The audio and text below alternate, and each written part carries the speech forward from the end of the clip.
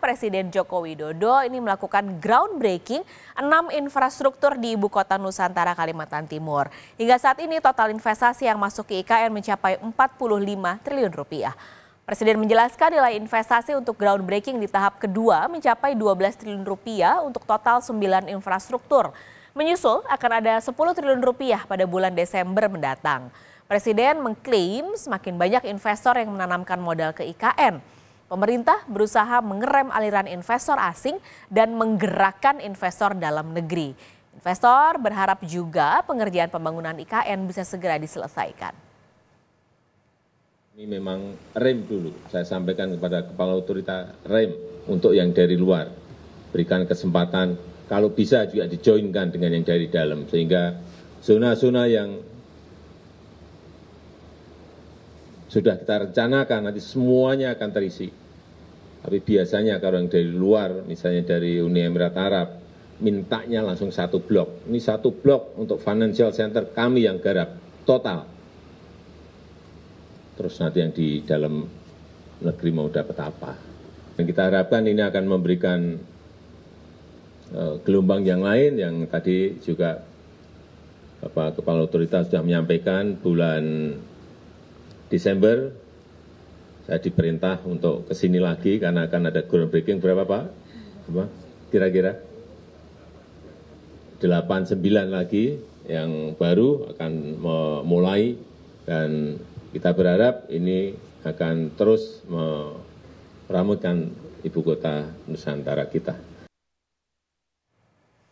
Nah, salah satu infrastruktur yang diresmikan di groundbreaking tahap 2 ini adalah bandara. Total anggaran yang dikucurkan untuk bandara sebesar 4,2 triliun rupiah.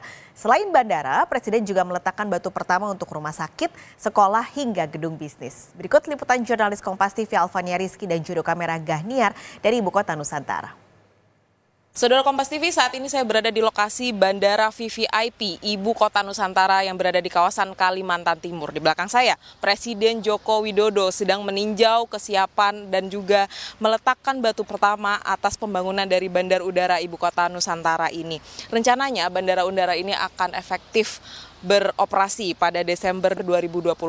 Hal tersebut disampaikan langsung oleh Menteri Perhubungan Budi Karya Sumadi dalam sambutannya pada acara peletakan batu pertama tadi. Saat ini Presiden melihat seperti apa progresnya dan seperti apa rancangan dari Bandar Udara Ibu Kota Nusantara nantinya.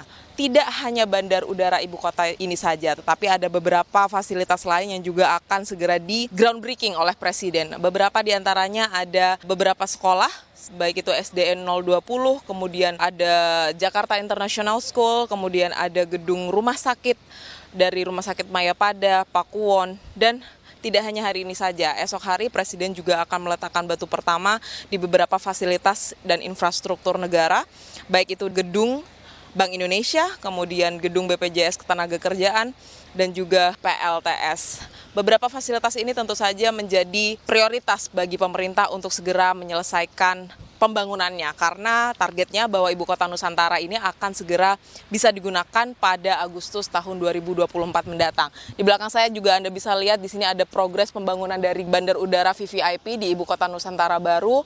Alat berat sudah diturunkan dan progres pembangunan ini memang sedang berlangsung. Tentu saja harapannya bahwa Bandar Udara ini bisa segera diselesaikan dan bisa digunakan untuk kemudian digunakan karena memang akses ke Bandar Udara Ibu Kota Nusantara ini cukup sulit sehingga membutuhkan transportasi udara yang memadai dan beberapa fasilitas pendukung lain juga harus segera diselesaikan mengingat target pemerintah untuk operasional Ibu Kota Nusantara baru pada tahun 2024 mendatang. Langsung dari Kalimantan Timur, Alfania Rizky, Gahniar Febrian, Kompas TV.